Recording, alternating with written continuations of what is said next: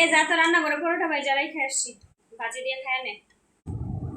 এসব পরোটা টরোটা আমি খাই না। পরোটা খাস না মানে? আগে তো সবসময় এইসবই খাইতি।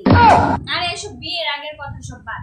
এখন আমার শ্বশুর বাড়িতে সবাই ব্রেকফাস্টে স্যালাড, জুস, চাইনিজ খাবার খায়। আমি ওইগুলা খেয়ে অভ্যস্ত হয়ে গেছি। এখন আমি এসব পরোটা টরোটা খেতে পারবো না।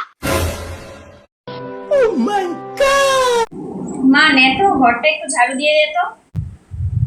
আচ্ছা ঠিক আছে, তুমি বলছো বলেই কিন্তু ঝাড়ুটা দিয়ে দিচ্ছি। আমার শ্বশুর বাড়িতে 3টা কাজের লোক, আমাদের কি কোনো কাজ করতে হয় না। আর আমি সারাদিন শুয়ে বসে খাই।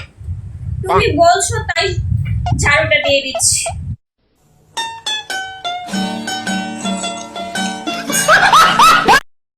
শোন না, আজকে না তোর পছন্দের বিরিয়ানি রান্না করব। আরে আম্মু, তুমি না এসব বাদ দাও, এসব বিরিয়ানি টিরিয়ানি বানাতে হবে না। কেন বিরিয়ানি বানাতে হবে না কেন?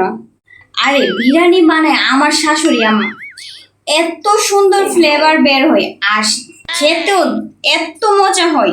তুমি না এসব পারবা না, শুধু শুধু কষ্ট করে লাভ নেই, তুমি বাদ দাও।